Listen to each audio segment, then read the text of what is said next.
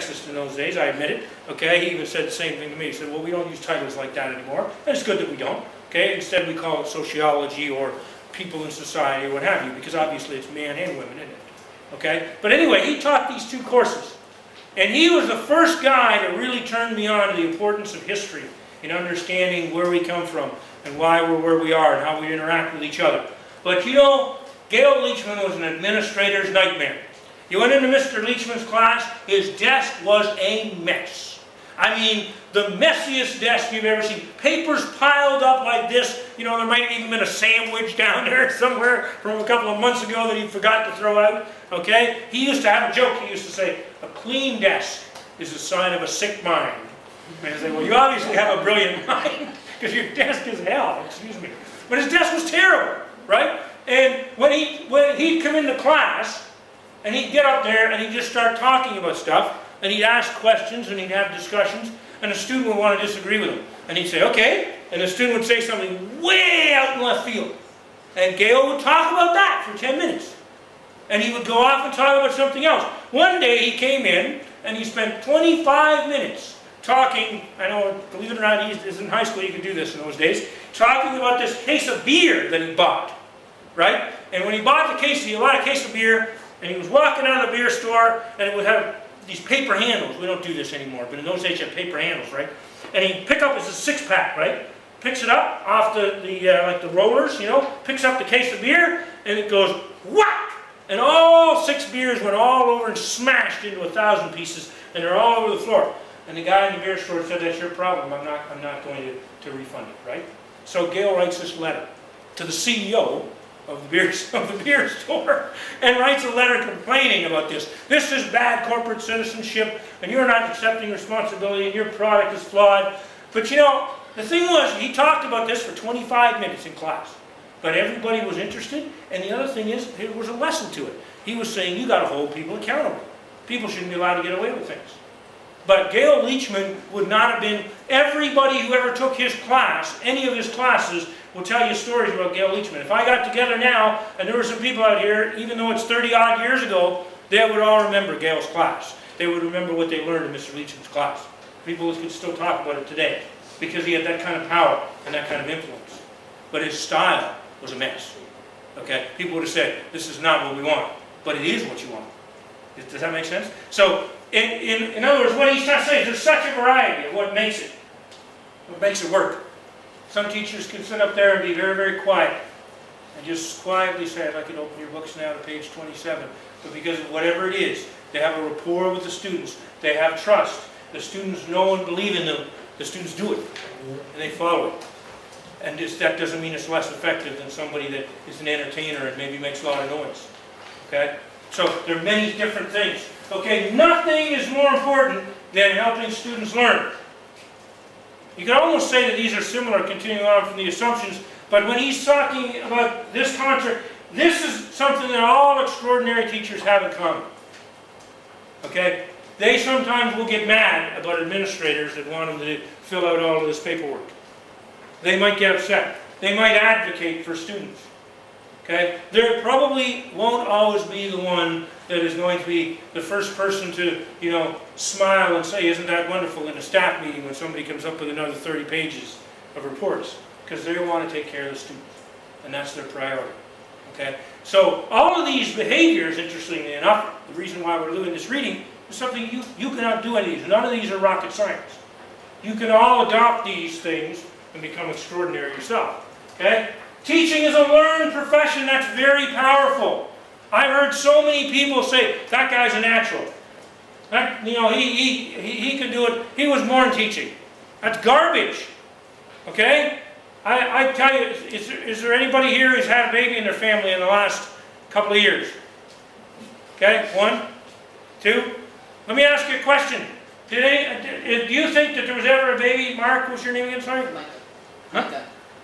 Micah. Micah, Mark, did those babies come out of the wombs teaching? No. Did they say, I'm ready to go? Do you think that there's ever been a baby in the history of the world that ever came out of the womb with what would be a PowerPoint today, or in the old days a chalkboard and a piece of chalk, and said, I want to teach? Do you think that ever happened? There's no such thing as a born teacher. It doesn't exist. It's a learned behavior. Anybody can learn it. Now, are there different styles of doing it? Well, something that fits your personality might not fit mine, or might not fit Manpreet's or Sister Tim's. Yes, of course, there's differences. Or Sister Rose, sorry. Okay? But, of course. But, it's a learned behavior. That means anybody can learn it. If you're not excellent at it now, you can become excellent. If you're already excellent, you can become better. Does that make sense? Okay. Let's continue. 6 characteristics. Now I know I'm doing a little bit of talking up front here, but hang in there because we're not going to continue with this. Once we get about a third of the way through this, I'm going to start you guys doing some activities on this. Okay? So it's coming. So just hang in there for a little while. We just got a few more things that I want to talk about, and then it's going to be your turn to jump in here and add things. But you can, of course, ask questions anytime. You know that, right? Don't ever let me say something and you not understand it. If anybody's having trouble, and maybe we should just stop right now before I go any further. Does anybody need anything clarified? Is there anything that's not clear? Anything I need to repeat to anybody at all? No. Okay, good. All right, so this is the 6 characteristics.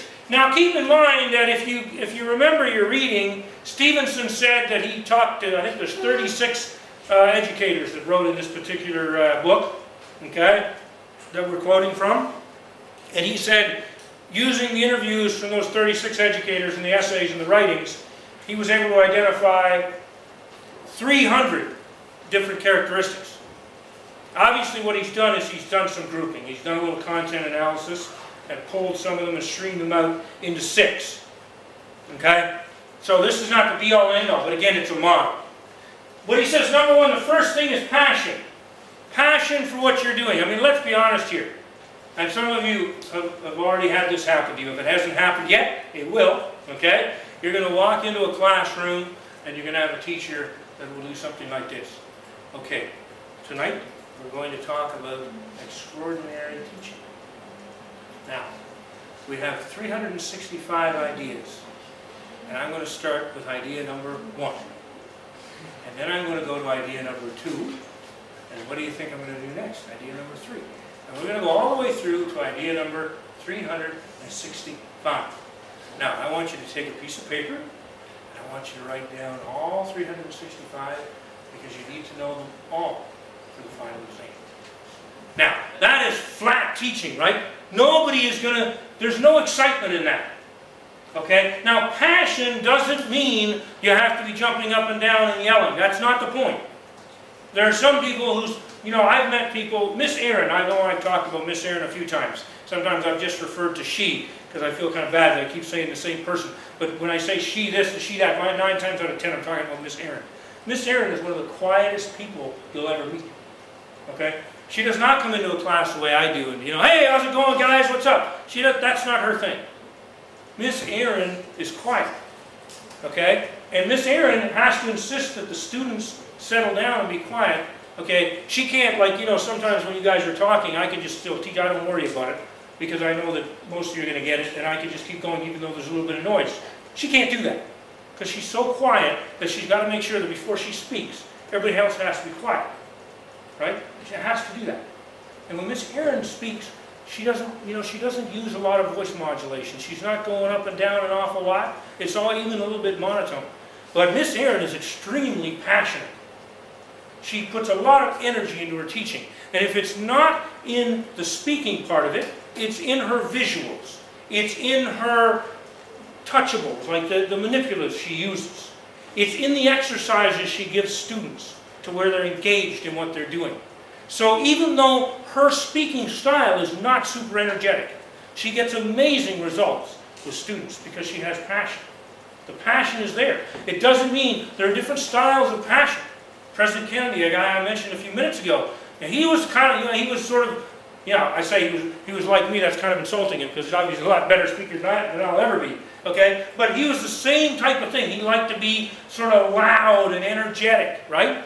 And that's the way he talked. But now if you look at the current president, Obama, when he speaks, he doesn't do a lot of yelling either. He's not a super loud guy. But I believe that both those gentlemen have passion. They're both motivated and very interested in what they're doing. So passion doesn't mean, a lot of people get confused about passion. They think, well, I'm a quiet person, I can't be passionate. That's not true at all. So don't think that it has anything to do with your personality. You